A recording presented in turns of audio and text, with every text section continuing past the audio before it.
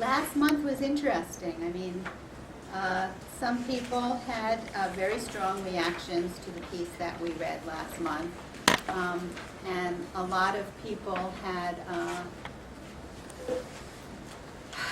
I guess, strong expectations of what a caregiver should be. I thought it was interesting that somebody questioned whether it's easier to be the receiver or the giver. I think it's easier to be the giver. I think it's hard to be. That's why we work that way, because I'm much doing so. I've met such wonderful couples in my experience in the support group. And I've met wonderful men that have not given as a result of having to do so, but there's a feeling and an observation of sincerity for concern and love and care. And that's been a wonderful experience for me in seeing this. And the other thing is that I found that it was very difficult, having been a giver of services and help, to accept and receive. I know in my own case, I'll bring it back to my brother, I don't think I allowed him to help. I took over and I knew how to do it.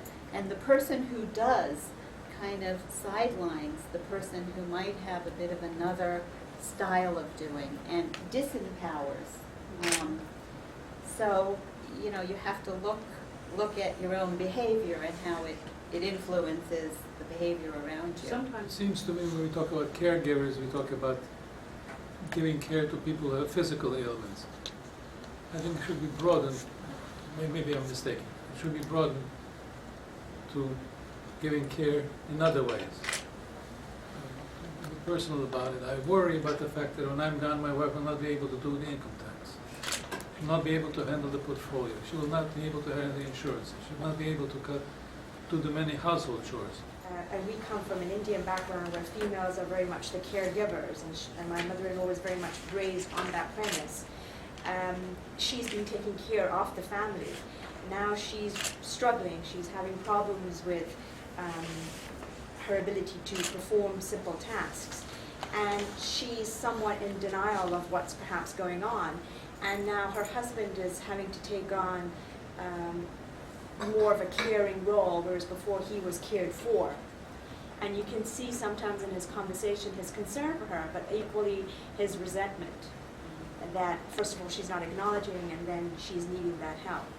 So I think to some extent, delving into the relationship beforehand and knowing who is the carer and who is not, who is the receiver, might help us understand what difficulties, might afflict that particular couple. I mean, a lot of what you're talking about goes back to what Rashmi is saying, in the sense that we have to look at a whole history of a family, of a couple. I mean, it's the whole structure, the culture, I mean, all of the factors that impact on how we behave.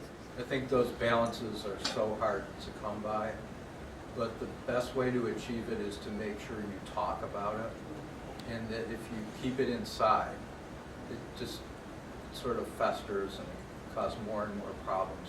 So if you're not sure you're doing too much or too little or whatever, just talk about it and ask the other person, is this something that you feel is inappropriate that I take on this thing? It's just that open communication, I think, has always been so important. Talk, don't keep it in. I should tell you a little bit about the author, shouldn't I? Debayus, Andre Debayus. It doesn't look like that. Debayus. Oh, Debuse. I was reading it wrong because it's not phonetic. It's he was part of the Iowa's Writers Conference, and he has his MFA in creative writing, and that's where I will be going to present our work together. So it's interesting that we're finishing up with him. So you want to tell us a little bit about him? Because you read this. Oh yeah, I've read his books in the past years ago. Oh. He was in a terrible auto accident. It was 1986. Somewhere, yeah, 80s. In 1983, he published a short story It's in this book here, what they happen to have, about a similar situation, that he was writing fiction. And it's really spooky, that 3 years later, what he wrote fiction happened to him. And was the short story The Good Samaritan that he No, was? what it was, the theme of it is a father's story. It's a very, very good story. It's one of the best American short stories of '84. That's why I haven't had this book. So I ruined the story for you if I tell you the whole thing, but someone else hit someone that he knew about. And he went to the site of the accident and found the victim dying. He just let him die. I mean, in his And then actual... 3 years later, he's running along the road not far away from there. Oh, Someone hits him, doesn't kill him, where he spoke his leg. wow. So it's just a spooky coincidence. Very spooky. Other comments about this piece? I was surprised why it was chosen for us. It Ah. speaks very little about, Very what? about the aspects where he's in a wheelchair. It is time now to sing of my gratitude for legs and hills and trees and seasons. Talks all the time about the past mostly. Where he was a road runner, he ran for 15 miles or so across the rolling hills of eastern Massachusetts, Merrimack Valley. And so it's surprised us that many of us were very physically active. And we got hit with something, whether it was a car or a PD. We can't do that anymore. We can still think about it and reminisce about it. And he talks about it and tells us about it without being bitter. Not like that other guy, that Canadian guy, that I didn't care for at all. I loved this piece. And he talks about when he's running, that's all there is. It's just he's running and his breathing and the colors and you know, he's just in the moment. And when you can really fully enjoy that, you know, those moments or those sensations, they kind of live forever, you know? And so they are in the past, but they're also in some ways, he's still getting mileage out of them. I've been reading a lot of epic poetry lately. You can use your time. Terrible things that happen to people. And they sing to the gods and of the gods. And he's singing to the gods of physical activity, but he's singing to us. So he's presenting the story for all of us to read. He's not keeping it to himself, but he's announcing to the world how wonderful life can be. But you need to enjoy it and put it in perspective. He doesn't mourn the loss of his abilities to run or whatever, but he's grateful that he had 15 years rather than 10 years. And that if he can take 5 steps, he's grateful he could take 5 and not 4. And it's always finding that appreciation and gratitude for what you can do rather than mourning or getting frustrated or depressed about what you can't do. It must be very difficult to get to that point. I really loved it. And maybe because if you relate to something and you see something that corroborates your feeling, then you can enjoy it that much more.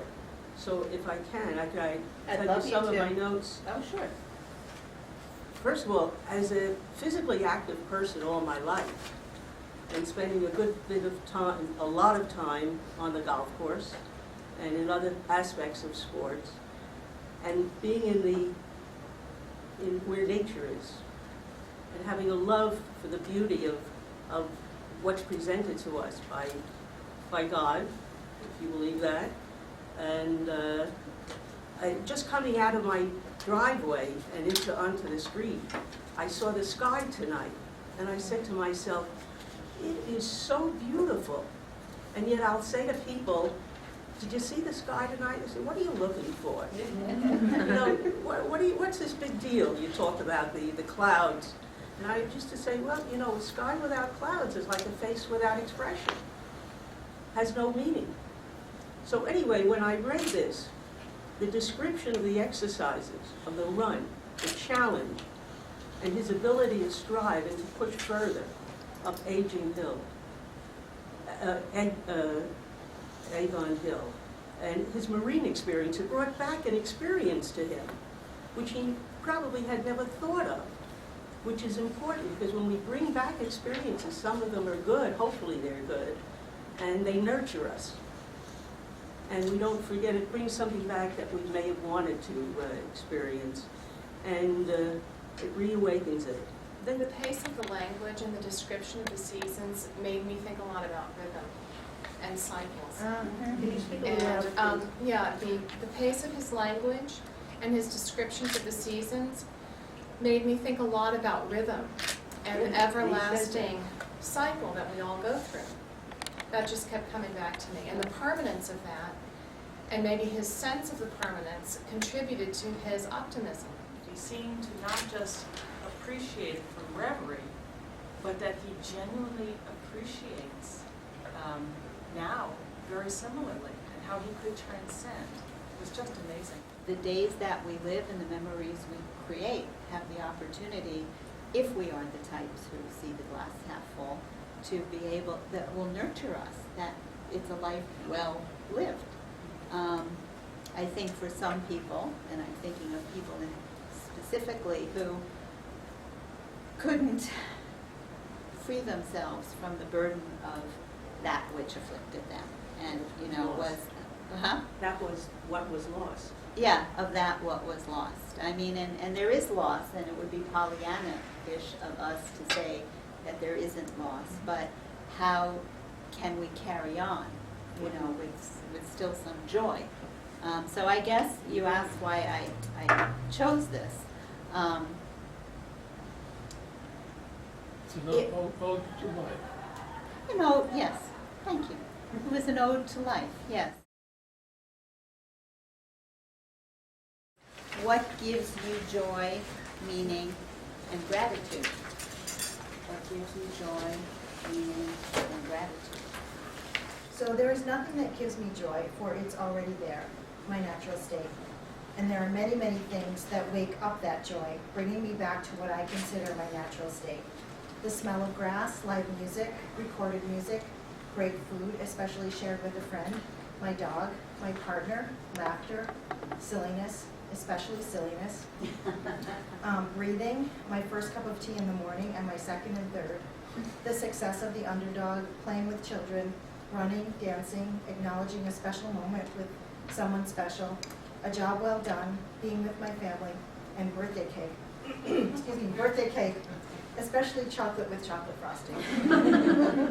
Satisfaction of answering a quirky reference question, still being able to make sewing repairs, teaching my grandchildren and other people's grandchildren some old tricks. For what am I grateful? All of the above and more. Anything I can still do, even if it takes longer, and anything new I can learn to do.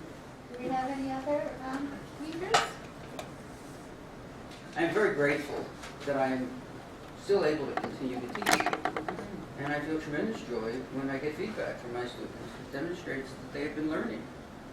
Especially when they show that they have learned to question me, the way I question our text and the way I question them.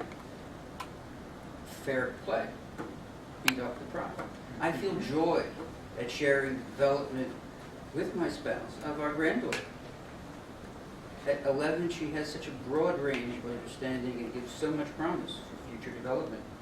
Most of all, I'm enormously grateful that I continue to share in the life of my care partner, whether it's dancing in the kitchen or taking a Pilates class, or the opportunity to invite my care partner to come to a class where she fell asleep.